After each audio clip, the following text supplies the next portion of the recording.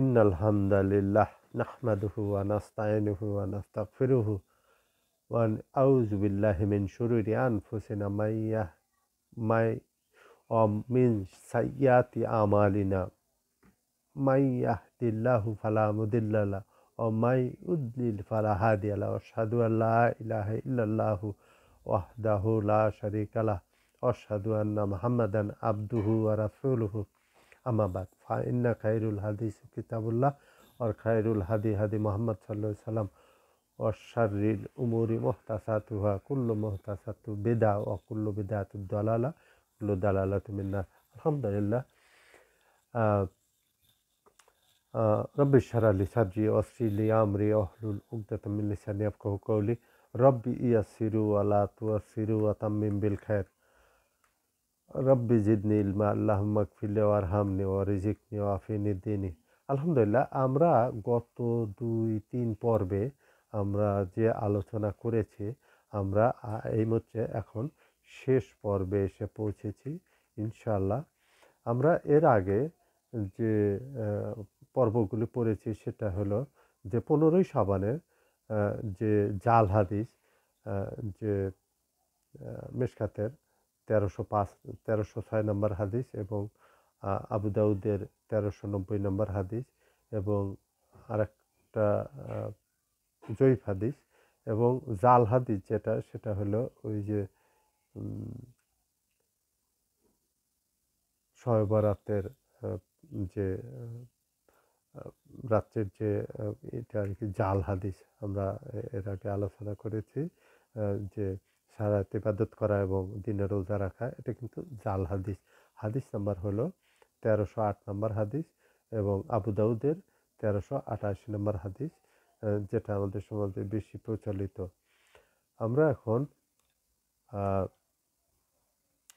বুখারী শরীফের 1969 নম্বর হাদিস নিয়ে আলোচনা করব ইনশাআল্লাহ এবং মুসলিম শরীফের হাদিস যে রমজান মাসের পর সবচেয়ে বেশি রোজা শাবান মাসে রাখতেন রাসূল সাল্লাল্লাহু আলাইহি সাল্লাম এবং 1950 নম্বর হাদিস বুখারী এবং মুসলিমে যে আম্মা আয়েশা সিদ্দিকা রাদিয়াল্লাহু আনহু আইয়ামে মখসুসের যে রোজাগুলি সেগুলি শাবান মাসে রাখতেন কারণ শাবান মাসে রাসূল সাল্লাল্লাহু আলাইহি সাল্লাম কাসরাতের সাথে রোজা রাখতেন। এই জন্য স্বামীর অনুমতির কোনো প্রয়োজন থাকতো না। আমরা জানি বুখারী শরীফের এবং মুসলিমের হাদিস 5192 নম্বর হাদিস যে যদি কোনো স্ত্রী নফল রোজা রাখে অবশ্যই তার স্বামীর অনুমতি ছাড়া রোজা রাখতে পারবে না। এটা হলো বুখারী শরীফের হাদিস 5192 হাদিস নম্বর হাদিস এবং মিশকাতের হাদিস এবং মুসলিম শরীফের হাদিস যে রাসূল সাল্লাল্লাহু আলাইহি সাল্লাম শাবান মাসে পুরাই রোজা রাখতেন এবং মিশকাতের আরেকটা হাদিস আছে 2056 নম্বর হাদিস এবং মুসলিম শরীফের হাদিস প্রতি সোমবার রোজা রাখতেন, প্রতি সোমবার ও প্রতি বৃহস্পতিবার, কারণ ওই দিন আমল নামায়ে আমল পেশ করা হয়। এবং মিশকাতের 2045 নম্বর হাদিস খুবই গুরুত্বপূর্ণ যেটা আমাদের সমাজে মিলাদের নামে মিলাদ পড়ানো হয়, আসলে মিলাদ পড়ানো না পালন করা হয়, কারণ পালন যেহেতু কঠিন এই জন্য আমরা পড়ে এই দুধের স্বাদ ঘোলে মেটানোর চেষ্টা করি, কিন্তু এটা যে কত বড় যেটা রাসূল সাল্লাল্লাহু আলাইহি সাল্লাম করেননি, যেটা সাহাবায়ে কেরাম করেননি, তাবেঈদের জামানায় তেমন ছিল না, তাবা তাবির জামানা থেকে ধীরে ধীরে এইগুলি একটা ব্যাপক আকার ধারণ করেছে। সুতরাং এটা করা ঠিক না।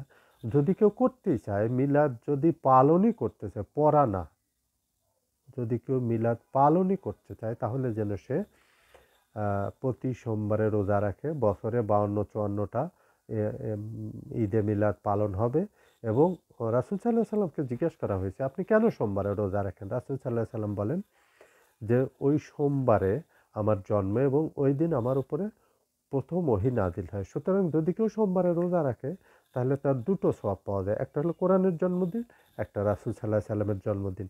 যেহেতু কোরআনে আসছে যে দুটোই নূর, নূর মানে পথ প্রদর্শক, আলো, যেহেতু আরবরা অন্ধকার জগতে ডুবেছিল, সেই অন্ধকার থেকে আলোর দিকে নিয়ে আসার জন্য তাদেরকে এই আল্লাহ পাক এই কাজটা করেছেন। দুটোই নূর, সুতরাং একদিনেই দুটোর জন্ম। সুতরাং যদি কেউ প্রতি সোমবারে রোজা রাখে, ইনশাল্লাহ ইনশাল্লাহ আল্লাহ পাক তার জীবনের সমস্ত গুনাহ খাতা মাফ করে দিবেন। ওয়া আলাইনা ইল্লাল বালাগ। বুখারী শরীফের ৫৫ নম্বর প্রতিদিন নামায়ে আমল পেশ করা হয়। রাসূল সাল্লাল্লাহু আলাইহি সাল্লামকে জিজ্ঞেস করেন সাহাবায়ে কেরাম, রাসূল সাল্লাল্লাহু আলাইহি সাল্লাম বলেন যে প্রতিদিন ফজরের ওক্তে এবং আসরের ওক্তে আমলনামা পেশ করা হয়। রাসূল সাল্লাল্লাহু আলাইহি সাল্লাম প্রতি সোমবার এবং বৃহস্পতিবার প্রতি প্রতিদিন পেশ করা হয়। বুখারী শরীফের হাদিস ৭,২৮১ নম্বর, রাসূল সাল্লাল্লাহু আলাইহি সাল্লাম হলো হক এবং বাতিলের মধ্যে পার্থক্য করার জন্য তাকে পাঠানো হয়েছে। এবং সূরা বাকারার ১৮৫ নম্বর আয়াতে আমরা, এটা হলো সবচেয়ে গুরুত্বপূর্ণ আয়াত, আমরা যেটা বলি যে শবে বরাত অথবা কোরআন নজুল। কোরআন কিন্তু রমজান মাসে কোরআন নাজিল করা হয় এবং হেদায়েত স্বরূপ, হেদায়েতের সুস্পষ্ট নিদর্শন হিসাবে। সুতরাং আমরা যেটুকুই আলোচনা করলাম, আল্লাহ পাক আমাদের, এবং হুদাল্লিল নাস, হুদাল্লিল মুত্তাকিন। সুতরাং ওমা আলাইনা ইল্লাল বালাগ। জাযাকাল্লাহু খাইরান ওয়া আহসানুল জাযা।